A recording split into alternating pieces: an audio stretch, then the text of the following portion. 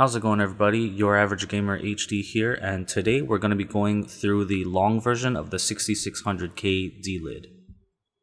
I'd just like to make a quick note before we start this little project that I no longer use Coollaboratory's Liquid Ultra thermal interface material, and I also no longer recommend super gluing the IHS back to the CPU.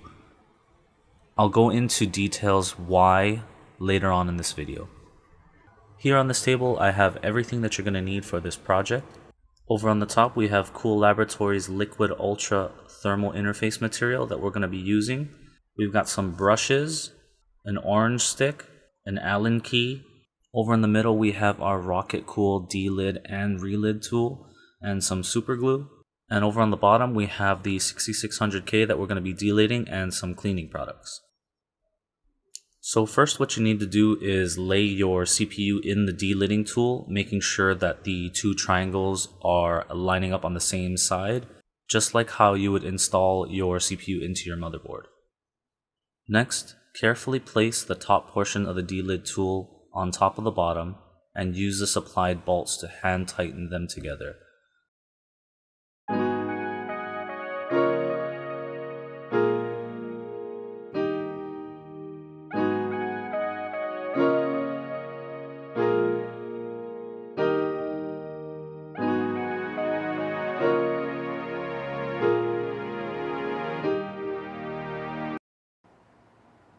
Then go ahead and use the Allen key and tighten the bolt that's on the top.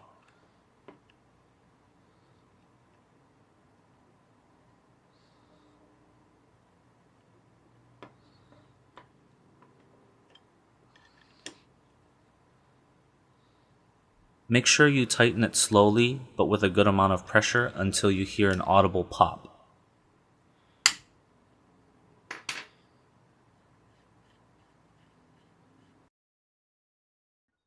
When you open your Delid tool, make sure you be very careful that the CPU doesn't come flying out.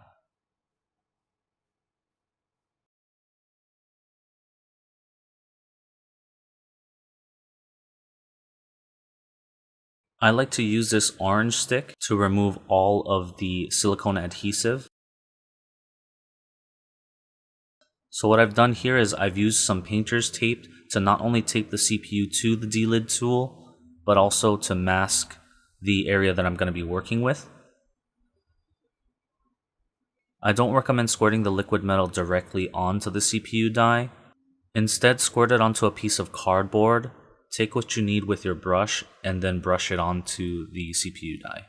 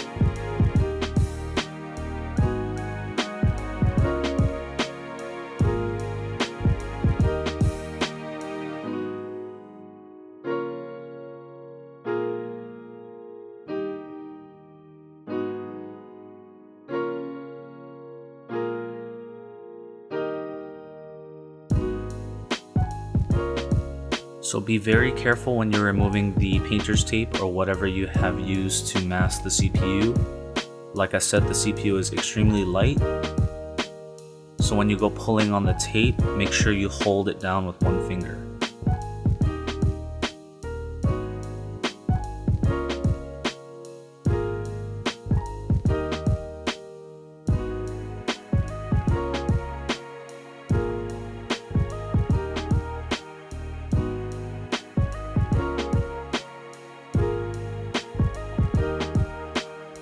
Take a close look and make sure there's no liquid metal where you don't want it. Make sure you haven't applied too much.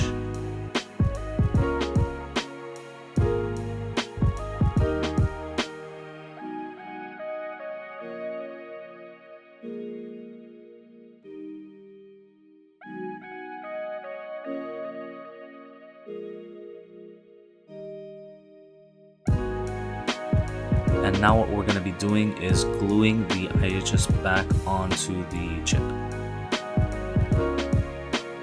Here I'm using the Delid Tool, which basically just holds the IHS to the chip while your adhesive is drying.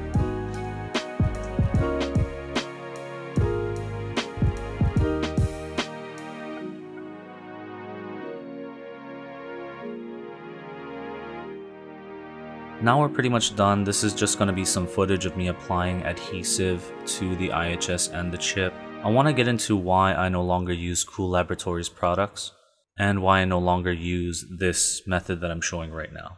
I received 2 or 3 batches of the same product which had the same exact problem, which was, for whatever reason, it seemed like the material inside the little syringe was hardened and I couldn't get all the liquid metal out of the tube.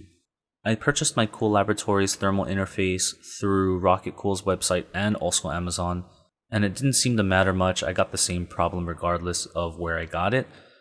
The customer service over at Rocket Cool is really good. I contacted them and they, immediately sent me another tube, but unfortunately I had the same problem. So I don't think I'm going to be using that liquid metal anymore. Now I want to talk about why I don't use super glue anymore as an adhesive to glue the IHS back to the CPU chip. A friend and I did this same procedure to his 6600K, and unfortunately one of the RAM slots would not work. Now I'm not 100% sure that this is what caused one of the RAM slots to fail, and my guess is that the fumes from the super glue possibly is causing the CPU to not function properly. I did try a different CPU and everything worked just fine. It is possible that something went wrong with the delid process itself, but I do remember everything going smoothly. So now when I delid CPUs, I actually don't use an adhesive at all. I just use the metal retention brackets on the motherboard. One last thing I'd like to add before I go is that while I recommend putting liquid metal on the die itself, I do not recommend putting liquid metal on the IHS. The reason for that is it's just too messy and too risky. The liquid metal can drip everywhere when the temperatures go up. I just don't believe it's worth it. So what you're going to want to do is the chip, liquid metal, IHS, traditional thermal paste, and then your CPU cooler. That's pretty much it, everybody. Now you have a delided CPU. I hope you enjoyed watching this. If you have any questions, please leave them in the comments below. Don't forget to like and subscribe, and I'll see you guys next time.